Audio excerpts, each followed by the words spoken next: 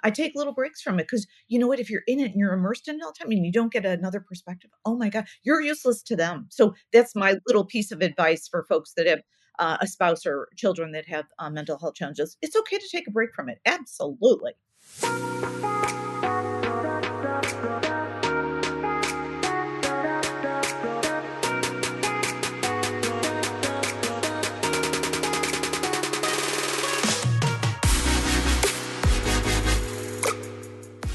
Ever feel like you're in a constant competition between your career and your husband's patience? Your kids think you work too hard, but hey, you're doing it all for them, right? The struggle is real, and I've been there too. Moments of feeling like a crappy mom and wife because once again, your kids had breakfast on their way to school, and you've got more important things on your plate than cooking and cleaning. Hey there, working moms who are juggling a million things and still wondering if you're doing it right. I'm Veronica Cisneros, and I'm a licensed marriage and family therapist, a mama of 3, and married for 24 years. Welcome to the Empowered and Unapologetic podcast, where we dive deep into the messy, chaotic, and sometimes hilarious world of mastering motherhood, marriage, and business. I get it, balancing it all was never the goal, but here we are, trying anyway. I'm here to share my journey and guide you through yours. No more apologies for being driven, and definitely no compromises on your dreams. Together, we'll navigate the challenges of being a powerhouse in both business and family life. Join me as we tackle the uncomfortable conversations from being the breadwinner to changing the rules of what a marriage looks like. Let's figure out how to parent in a working parent household without the constant arguments or guilt. I'm Veronica Cisneros, and this is Empowered and Unapologetic, where we embrace the chaos, challenge the norms, and strive to live life on our own terms. Get ready for some real talk, actionable tips, and a few laughs along the way.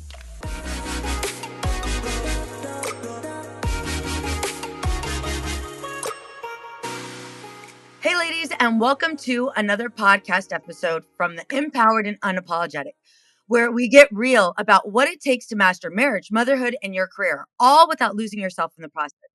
Today's guest is someone who embodies what it means to lead, create, and rise, especially when the path didn't exist yet. I'm talking about Marie Newman. Marie Newman is a former U.S. Congresswoman, nonprofit CEO, marketing executive, and author of the When Your Child is Being Bullied, Real Solutions. She's nationally recognized anti-bullying activist, a former Moms Demand Action spokesperson, and a mom of 2 adult children. Marie is also a consultant, podcaster, and a fierce advocate for those facing inequality. Marie is known for building movements from scratch and solving some of the most complex political and social problems in America.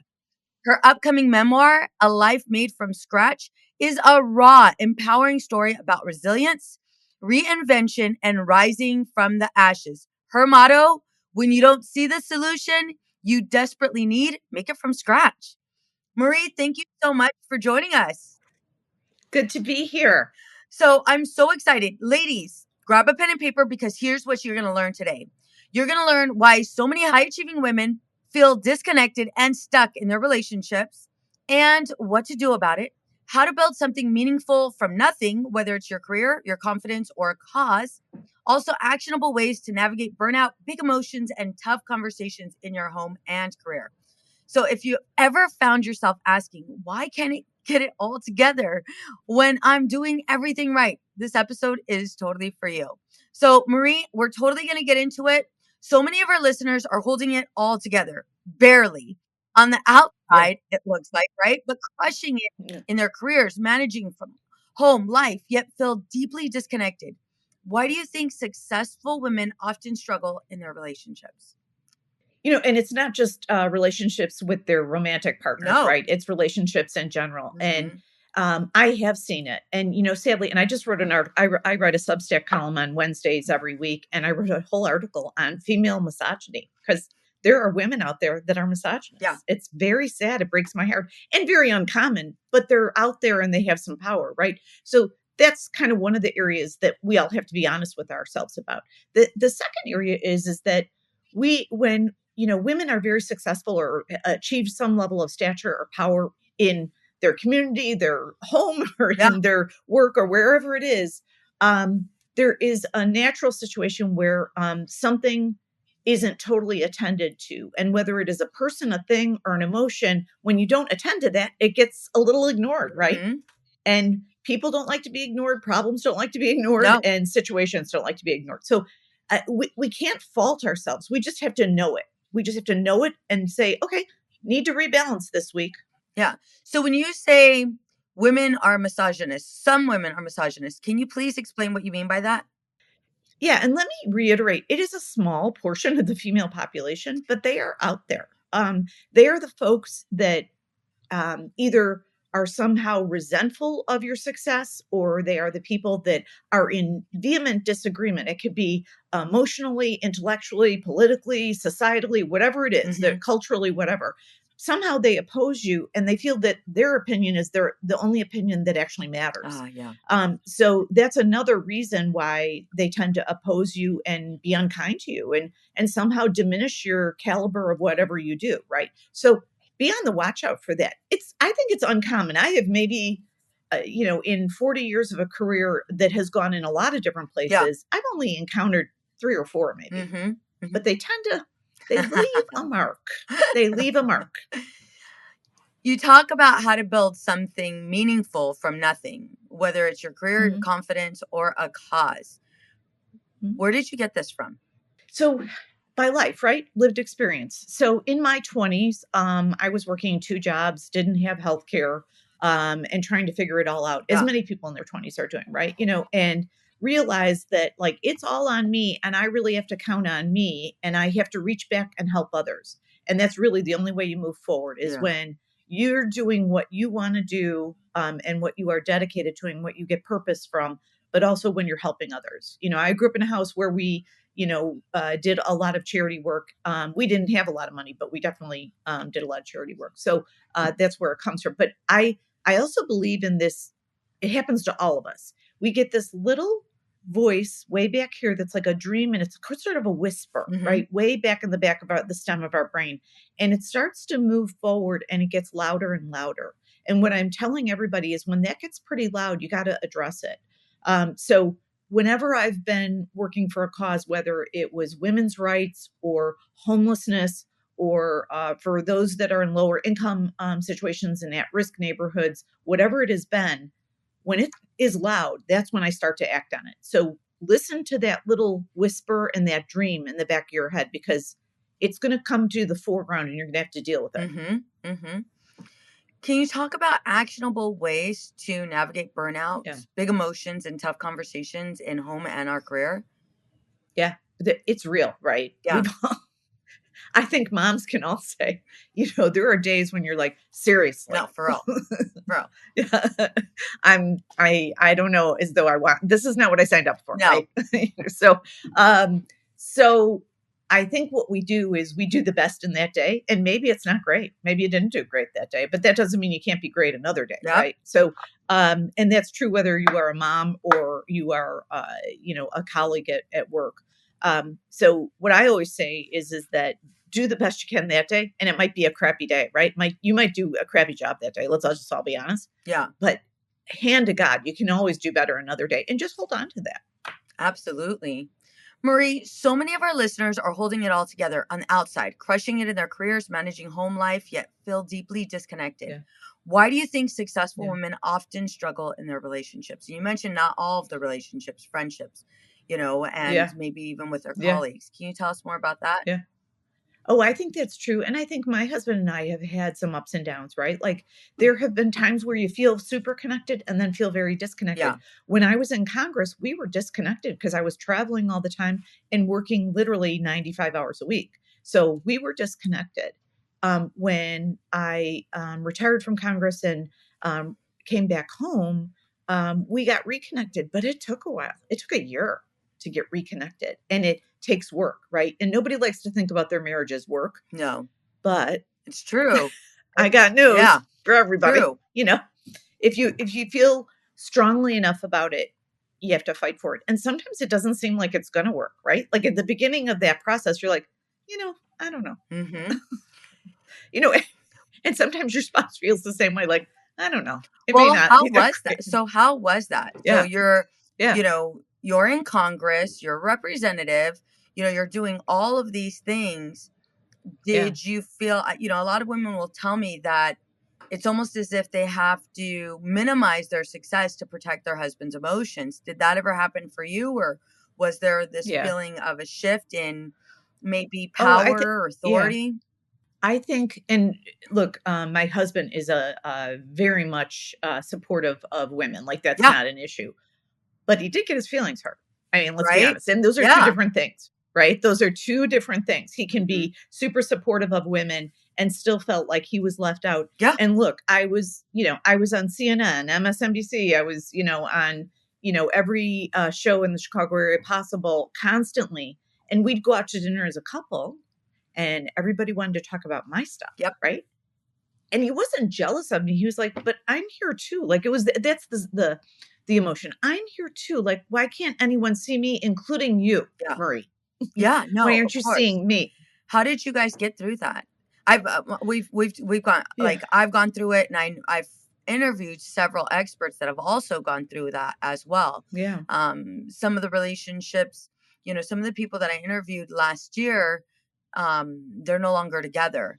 Some of yeah. the relationships have ended, and I think this is a topic that not a lot of us talk about. Not a lot of high Mhm. achieving women stay married, right? It is very true. Right. I have friends that are, C-suite executives, and it just didn't work, and it kind of breaks my heart, right? So I feel very fortunate, Yeah, very, very fortunate, and I don't think, and I'm sure you would say this too, Veronica. Like I'm not sure we have any answers, but we can talk about our own experience, right? bingo. So what we did is that we right after I lost and was redistricted out, we went on a vacation to Asheville, and I had never been there. We went hiking, and we had to have those hard talks, Yeah, right? Is that how did you really feel? Oh wow, I don't you felt left out. yeah, You felt like I wasn't listening to you. You felt like that I was only talking about my work all the time. Like it yeah, got real tiresome for him. So like we started to get at the root of the problem, the ugly part, yeah, right? And so I realized that I was, really kind of obsessing over all my stuff and not worrying about, yeah, he works too and he has a cool yeah, job and interesting, and um plus my husband is very sensitive. I'm not very sensitive. Like, you can say anything about me. I'm a former politician, for God's sakes. Like you yeah, could say whatever you want to say, like I'm fat and ugly and mean, and I'm like, okay, whatever. That's you do you. yeah. Like We're moving on. um Mhm. yeah, right. But he's very sensitive, and he also didn't like to be in the spotlight. So that was part of it too. Like he admitted, he's Yeah, like, I just hated that we had to be at those events and people are constantly, and they don't like, and he didn't like the sycophants that would fawn over me. And, it was the whole thing. yeah, So he was honest. I was honest. And I realized, you know what? I did kind of ignore him for a few mhm. years. I did. You have to be accountable. Yeah, I think that's one of the hardest things because we're so busy, we're doing all of the stuff, and, you know, um, we're accomplishing so much, and there's so many tasks and responsibilities that we feel we have on our plate. Um, Oftentimes I see a lot of women kind of lose themselves in that, lose themselves in their success, and they'll look back. Yeah. And I say they'll look back because that's how they'll describe it. I'm waiting for my husband to catch up. I'm waiting for him to be more motivated. And it's like, okay, well, it's important to recognize how you're also showing up in the marriage, and maybe even what Mm. issues you're bringing into the marriage. And that was really hard for me to do, because for me it's like, Yeah. I've done all of this when you were moving up in the ladder for your career, and it's Yeah. like, okay, now it's my time. And Yeah. the expectation is for him to do the same. But there was a lot of things missing. There was so many things missing, and one thing you pointed out were, you know, what his feelings were about it. And it's not that he Yeah. was trying to dim my light at all. Biggest supporter. My Right. husband's one of my biggest Right. cheerleaders, right? Yeah. However, it's Yeah. just, I think we get so caught up in all of the things that we lose sight of why we're doing it in the beginning. So I appreciate you Yeah. sharing that.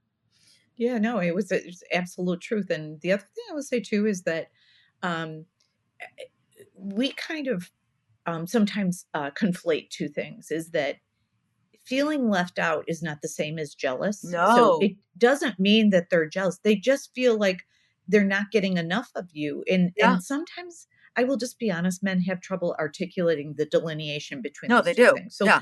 So I'm just telling your listeners, like, listen for that, because they'll say it in a different way than we may, you Yeah. know.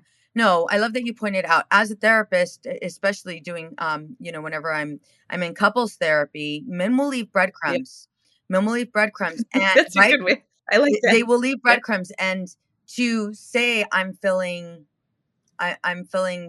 disconnected or I'm feeling, rejected or I'm Yeah. feeling alone in this. That's not part of the I don't want to say it's not part of Yeah. their vocabulary, but it's not really words that they use. That's right. It's Right? just a process for them, and by the way, and this is the other point that, and maybe you find this in couples therapy. Actually, I'll put it as a question to you. Do you find that that in a couple, like, it's not good to have two, like, full on type A's running at full speed all the time? Like, that's probably, I mean, I'm not an expert like you are, but, like, I just assume it's, like, better that my husband is a little bit different speed than I am. So there's a couple ways to answer this. Yeah. So yes and no. As long Okay. as couples are able to support and understand each other and invest in the friendship, yeah, both type Yeah. A's can thrive 1,000%, as Okay. long as they don't lose Okay. sight of the relationship. However, Yeah. those that are at different speeds, I love how Yeah. I love the word that you gave, the Yeah. term speeds. Couples with different speeds also might have the same issues. I Yeah. hear a lot of women that'll say, I wish my husband was just more motivated. And it feels like I have to Yeah. motivate him, put my life on pause or my career on pause, motivate him more. Mhm. And then once he catches up, then I can go ahead and start back up. And so Mm. it's really based off of where are you at in the relationship? Are you the best of friends? There's not going to be an equal level. I hate that Yeah. everything has to be balanced nowadays, and that's just Yeah. not how it works. That's not real life, That's right? Like, not real. that's just not. No, it is not real life. And so as Yeah. long as there is an investment on both parts in the relationship to maintain and strengthen that friendship, and there's this level Mhm. of understanding and vulnerability, yeah, the relationship could thrive. But those key Yeah. components need to be in there. Otherwise, yeah, those two type A's, they're gonna there's gonna be so much contempt where each one is Right. trying there's like this measuring contest. And just like with any relationship, if there's not that investment or that level of awareness, yeah, it wouldn't be able to sustain itself. Great question. Right. Hmm. Yeah, and I will also say too, so in my family, my kids have some mental health challenges, as does my husband. He has some depression. So mix that into the pot. Yeah. And what you're realizing is when someone has mental health challenges like my family does, and we talk about it very openly. We Yes. talk about it like it's Good. diabetes or I whatever it love is, it. right? Yeah. And I did on the campaign trail too. And with my husband, I'll say, like, it you can never say it's because of your mental health No. challenge. It is just that when you have a challenge in your marriage, make sure that you understand Yes. that they feel it even harder than you do. They feel it harder. Absolutely. Um, and educate yourself, provide surround yourself around Mhm, experts, surround yourself, and I mhm. love that you said that, we have a conversation about this like it was diabetes. We make sure that we're open and honest. Yep. That is Mhm, key. That is key, key, key, because you don't have to carry that.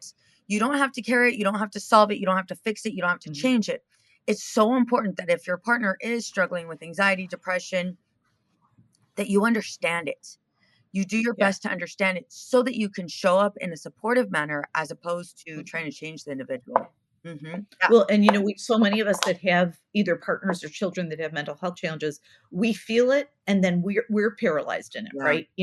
And what I have learned after dealing with it for 20 years, I Yeah. mean 20, 25 years, is um there are times to deal with it and there's times when you've done enough Hmm. and you need to either let them challenge themselves or you just need to move on from it and be away from it. I take little breaks. Like I go out for dinner Yeah. with friends and I take little breaks from it because you know what? If you're in it and you're immersed in it all the time and you don't get another perspective, oh my God, you're useless to them. So Mhm. that's my little piece of advice Yeah. for folks that have a spouse or children that have mental health challenges. It's okay to take a break from it. Yeah, Absolutely. that self-care is going to be so important. Yeah. So Mhm. important, and it keeps you from the trap of trying to fix it. Yeah, I talk about it a lot in my book because it's one of those situations where I felt like it was important to tell some pretty intimate stories about, my family. One of my children has been suicidal, and one of my children has been bullied, and my husband was suicidal at one point, and I tell those stories in the book so that people can learn, "Okay, that happened. Yeah. We, over time, got to a solution, and we all worked together as a team, and it wasn't, like a happy, a straight line No. road. It's a circuitous, like, Yeah, all over the map, and then you get there, but you can get there. It just takes some time and diligence, but take breaks, man. Take breaks on the side of the absolutely. road. Absolutely. I appreciate you sharing that with us, you know, Yeah. and mental health is a real thing. It a Oh thousand my god. percent is a real thing. Yeah.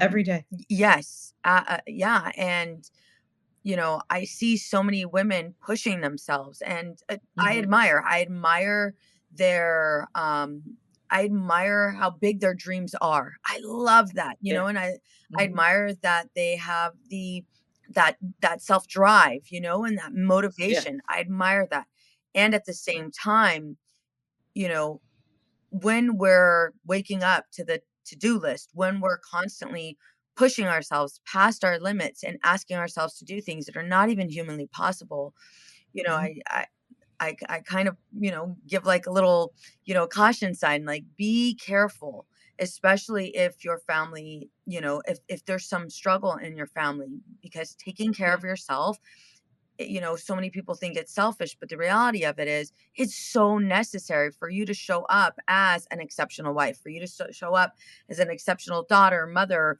Right. whatever role you're in. But in order Yeah. for you to Yeah. show up, being able to be mindful and aware of where where you're currently at. Yeah.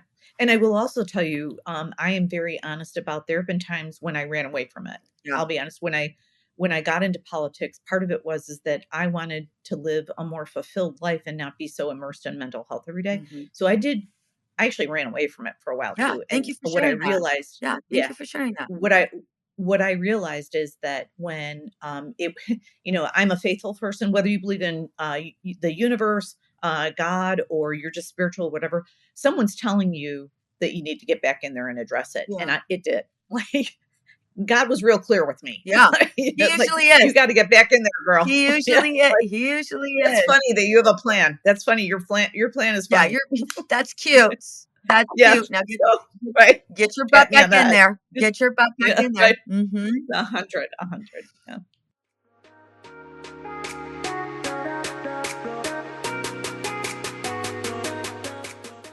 I know looking for the right therapist can be challenging. However, feeling overwhelmed and disconnected is even harder. Life is filled with several twists and turns, some more severe than others. We do our best to handle them as they come and find ourselves at a loss, not knowing what to do or who to turn to. The clinicians here at Outside the Norm Counseling are here to help. We are here to assist you through this time of need. Together, we will identify your strengths and goals and teach you healthy coping skills. Together, we will develop a plan to help you live the life you want to live. Our team is compassionate, genuine, and we take a great deal of pride in providing an empathetic, non-judgmental approach to all of our clients. It's time! You've waited long enough, whether it be for you, your child, or if you're in need of a couple session. We are highly trained clinicians ready to guide you.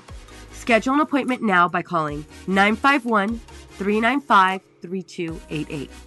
Again, that number is 951-395-3288. We're looking forward to meeting you and being a part of your journey.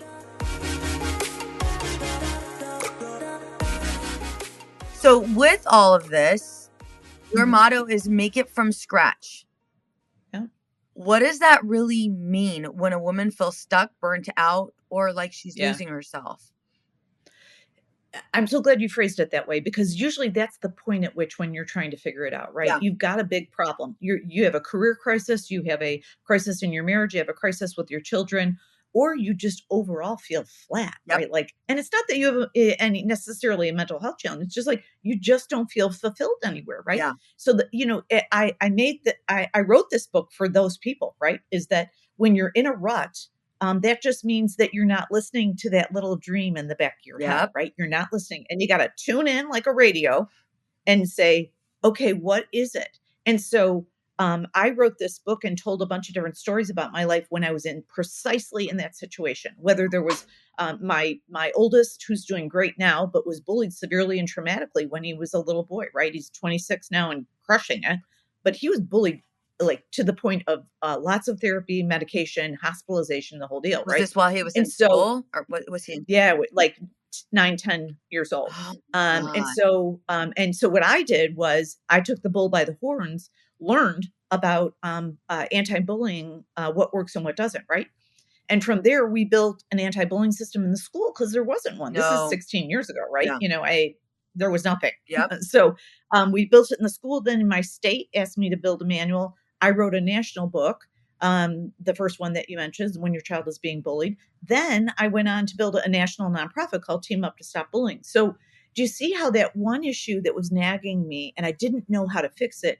I researched it. I talked to experts. I talked to other moms. Yeah. And you know what I did that was the most compelling thing is I opened up because nobody wants to think Nobody that wants to. No. their little town is always perfect, Yep. right? So I started saying, yeah, my child's being bullied. How do you like that? Yep. Like, Yeah. and then I would start getting floods of phone calls. And that's how we built our coalition to solve the problem, right? So know, identify and know the problem, then, get experts and learn about the problem and then build a coalition. Yeah. And honestly, that formula kind of works every time. So when I say build it from scratch, usually when you don't see that solution out there, because there isn't one, Mm-mm. then guess what? It's on you. Yep. I have another saying that when you're at a party and there's a big icky sticky ball in the middle of the room and everybody keeps walking around it and pretending like someone else is going to take care of it. Sometimes you're Yeah. the one that has to go pick Yeah. that That's sucker you. up, right? Yeah. That's you. Yeah. Mm-hmm. And it's not because you're qualified. You just do it. Yeah. Yeah. I love that you're saying make it from scratch. My daughters, all three of my daughters have been bullied. And I've handled each Mm, one differently. My yeah. first one, I was like, this is way before I became a therapist, but I remember my first Yeah. one, I was like, where's she at? Where's she at? Mom's going to go ahead and take care of this. And like, she was like, what, 12? But I'm like, Yeah. where's she at? Where is she at? Yeah. Right. So I was just so upset. I was so upset that this girl Mhm. was bullying my daughter. I remember calling, the police because my daughter ended Yeah. up getting bitten. Like she literally Oh got gosh. bit. Yeah. So I remember calling the police. I remember, meeting with the principal. So having the police officer, the principal, like it was a Ugh, whole thing. So I was just, yeah. and nobody wanted to do anything. Been Everybody there. wanted, right? Everybody Yeah. wanted to move my daughter's school because she was in middle school. They wanted to move her schedule around. They wanted to move her locker. And I'm like, wait a minute.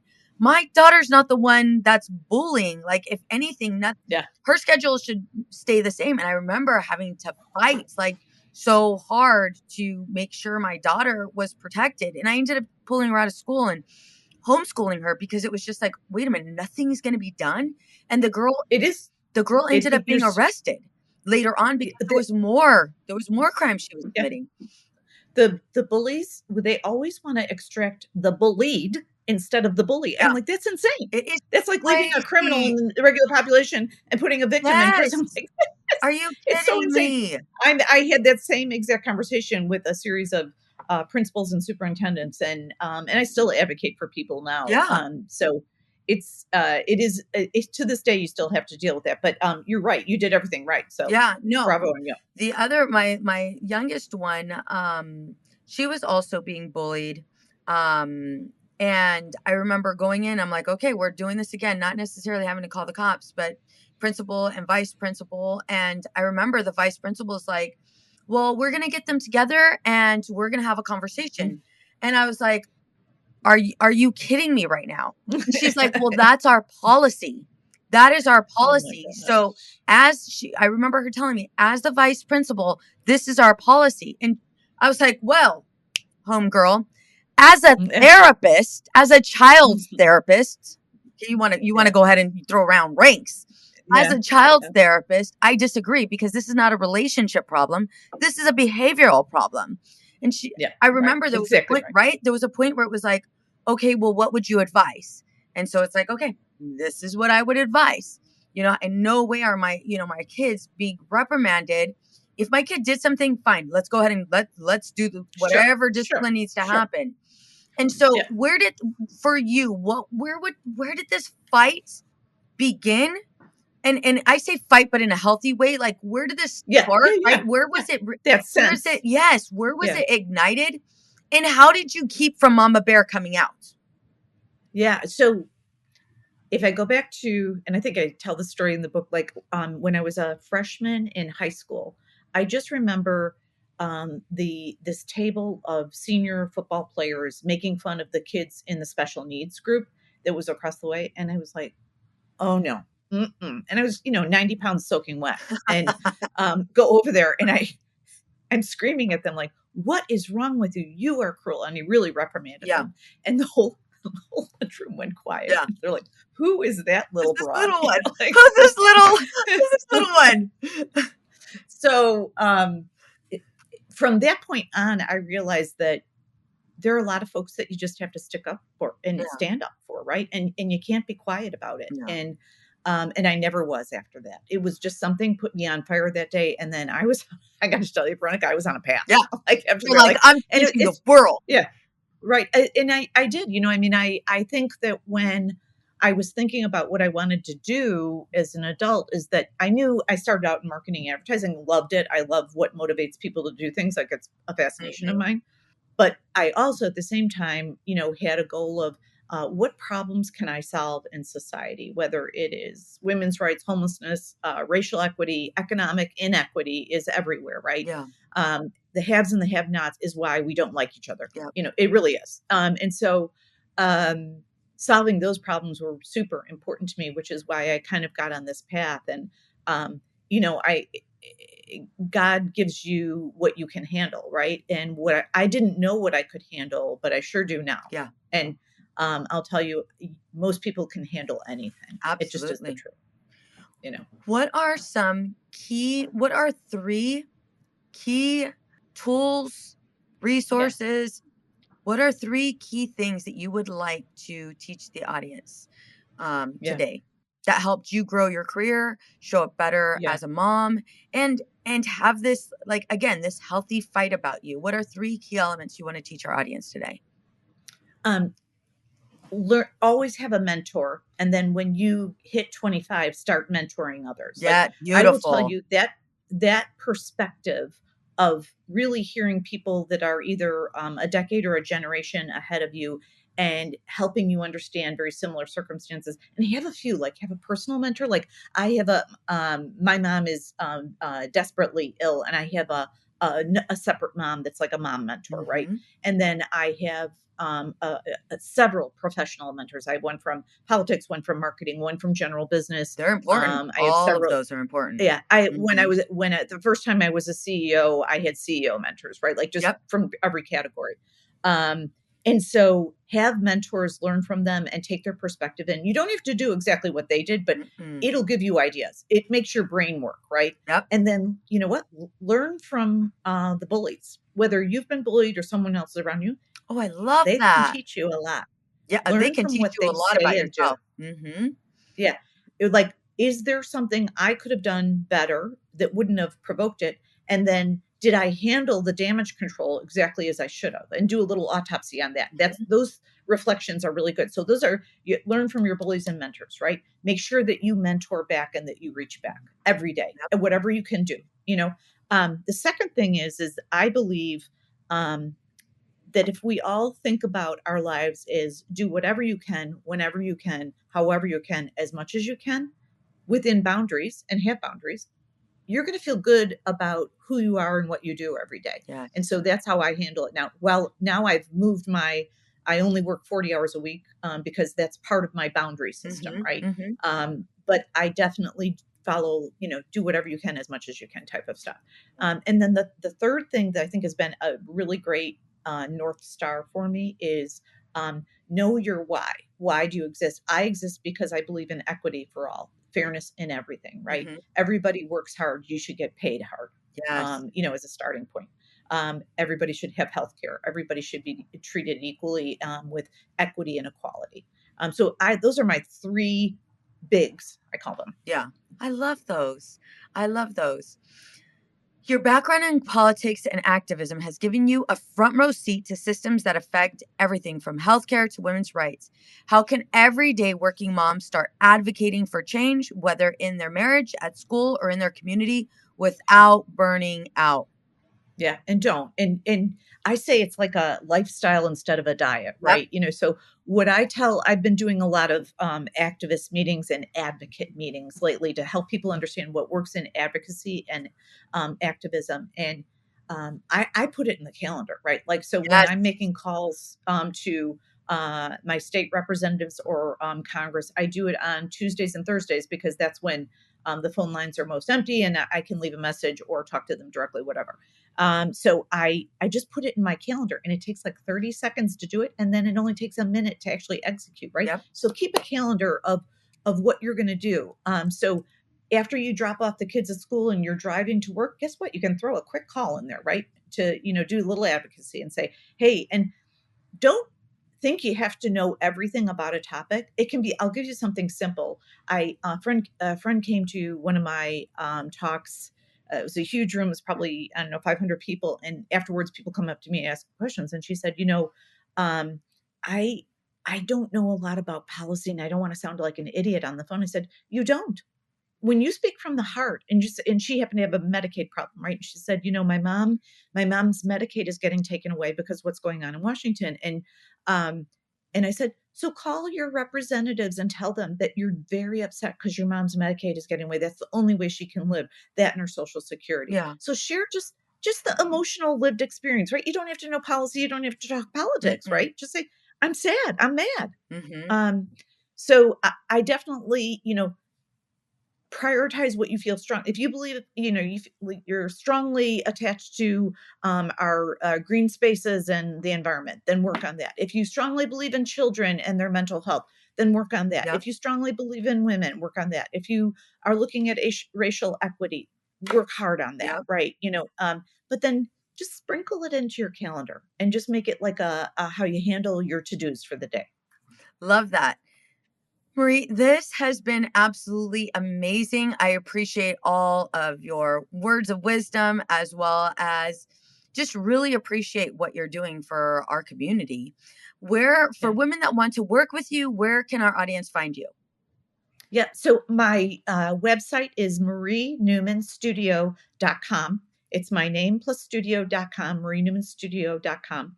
And you can go on there and I have several books. So my new book is A Life Made from Scratch, which helps people that are, in a rut and don't know which way to go with like actionable real things. I'm not a leadership coach. I'm not a therapist. I'm not any of those things. I give you real tools and say, hey, this very emotional event happened to me. This is the plan you need, Yep. right? It's as simple as that. I also have some workbooks on my website that you can purchase that are help you understand how to build a plan around an emotional event, a social movement, a political campaign. I have a transgender daughter. If you want to learn more about how to raise a transgender child, and then some mental health. Organizing your mental health is a big deal. So all of those workbooks might help you. And I do speaking engagements too. So marienewmanstudio.com and also my team answers questions every day. So just if you have a question, just shoot me an email on there and I'm happy to answer it. Marie, thank you so much. It's lovely talking to you and everybody be well out there.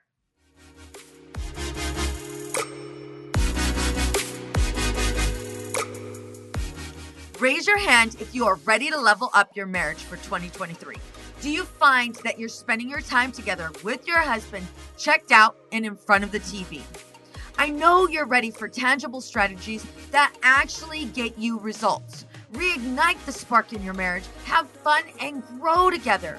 Well, I hope you have your hand raised at this minute because I have something special for you. I'm introducing my brand new 6-question marriage predictor quiz that's gonna give you personalized results to catapult you into the next stage of your marriage journey. That means you'll receive the results to where your marriage can get the best help.